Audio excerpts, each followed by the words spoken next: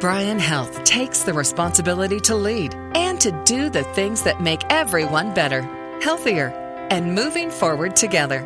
Here's another of our Bryan Health Radio podcast interviews with Melanie Cole. Healthy weight is about balancing food intake with physical activity, and small changes can make a big difference. But how do you begin working towards a healthy weight loss, especially after the holidays? My guest today is Jill Rolfson. She's a registered dietitian.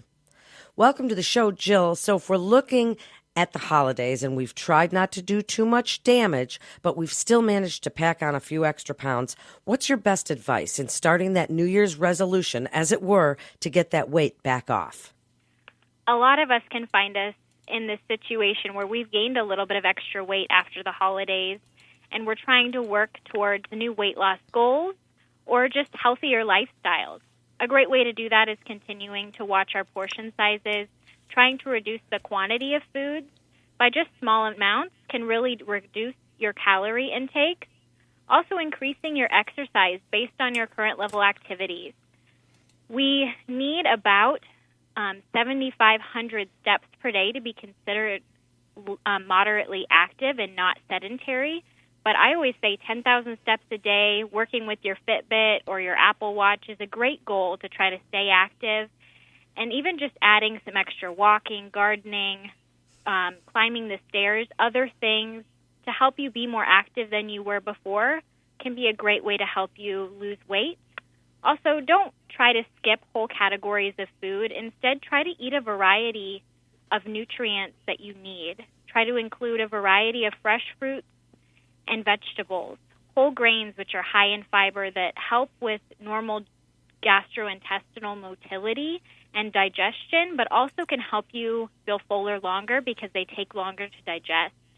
Try to include low-fat dairy products and lean proteins like skinless chicken breast, fish.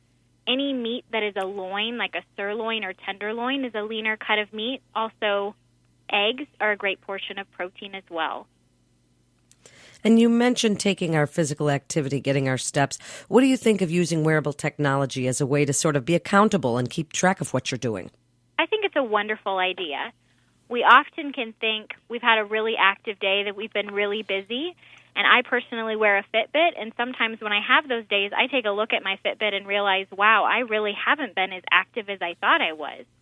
It's really important to use that as a great tool to motivate yourself, set a goal for yourself, and to really use it as an accountability factor to make sure that you're working towards those goals and really realizing how active you're being during your day. So after so many hours of cooking and having people at your house, then we sort of just feel like not cooking, ordering out, going out. What do you tell people about, their endeavor to lose weight after the holidays and that desire to just not have to cook anymore? Yes. We often want to go out to eat after we've cooked so much during the holidays. But planning ahead when you go out to eat, looking at the menu, trying to decide on a healthier entree before you arrive at the restaurant can help prevent you from choosing a less healthy option when you're sitting at the table feeling hungry. Also, asking for low-calorie beverages when you eat at a restaurant or at home can really help you save on the calories and the added sugars. Try to always choose a healthy side dish, whether that's a steamed vegetable, a fresh fruit, a salad with the dressing on the side. Can be a great option to help you fill up on some of those lower-calorie healthy foods. Try to order and prepare steamed, grilled, or broiled dishes instead of something that's fried, sautéed, and higher in calories. Just go with a main dish that you feel comfortable with the portion, or try to split your meal with a family member or a friend, or sometimes even packaging half of it away before you even start eating it at a restaurant, so then you can choose your portion size beforehand, preventing yourself from overeating. Jill, as a registered dietitian, do you advocate that when the holidays are over, that we start by stepping on the scale and knowing where our starting point is, and then keeping track of our weight or journaling our food? Give us some of your best weight loss advice, and is the scale a part of that? Absolutely. I think it's very important for us to know our weight and kind of help us set a goal based on that weight. Achievable weight loss is recommended for somewhere between 1 to 2 pounds per week is considered healthy weight loss. I think setting a realistic goal for yourself is a great way to keep yourself accountable. To lose 1 pound, you need to burn 3,500 calories more than you eat, which is reducing your calorie intake by 500 calories per day for a week to try to help you lose 1 pound a week. But a 200-pound person who eats the same amount of calories but also walks briskly each day for 1.5 miles can lose up to 14 pounds per year. So that exercise really comes into play along with the calorie intakes to help us work towards healthy weight loss goals. In this age of fast food, people drive through these fast food restaurants, some on a daily basis. And some of that food is so high in fat and high sugar in the drinks and snack foods.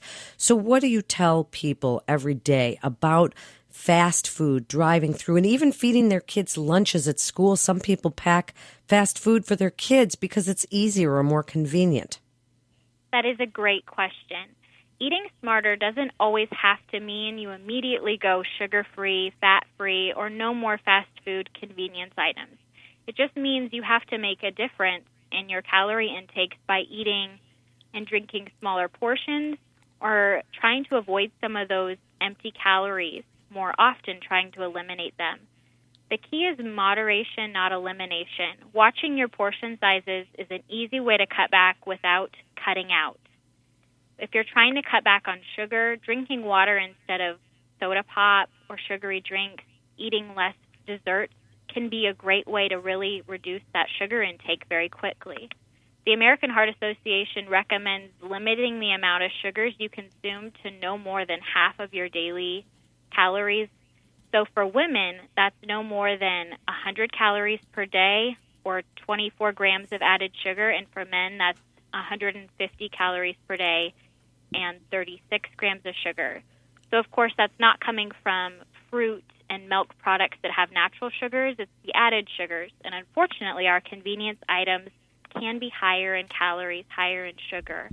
And those are some good numbers for us to be aware of because they add up really quickly, but also can help us be a great way to monitor our weight and our nutrition.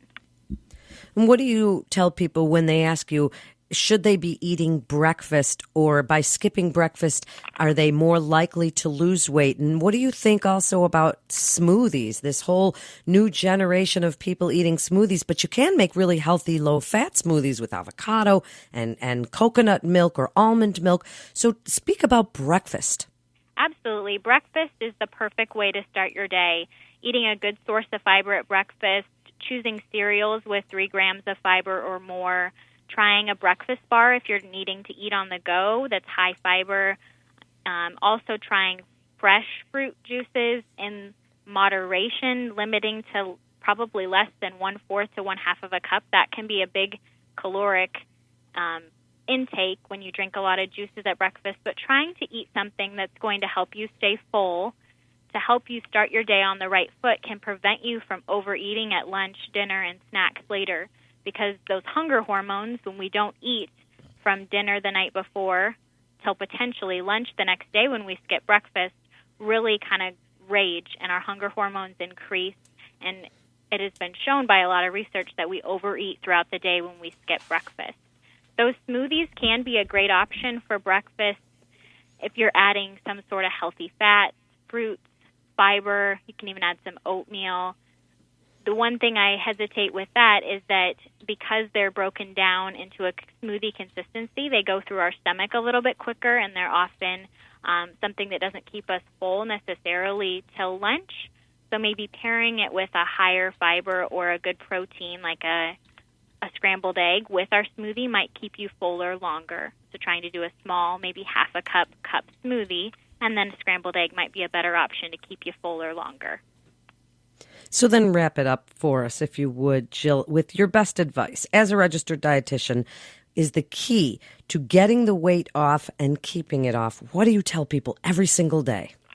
To maintain weight loss, you need to maintain behaviors that help you lose weight in the first place. Weighing yourself regularly is one of those good behaviors. Eating breakfast to prevent overeating at other meals. journaling to keep track of the food intakes and your exercise habits, and practicing portion control are key actions for success. Try to write down your short-term goals for the next week or month that you feel challenge you, but also are goals that you're capable of achieving. And post them somewhere that you can see them often that help you motivate yourself and be reminded to follow through with those goals. Work with a friend, a coworker, a family member who can help you be accountable to work towards your goals, and also encourage them to work towards their weight loss goals as well. Thank you so much for being with us today, Jill. It's great information. And if you'd like to learn more about healthy living, you can go to bryanhealth.org. That's bryanhealth.org. You're listening to Bryan Health Radio. This is Melanie Cole. Thanks so much for listening.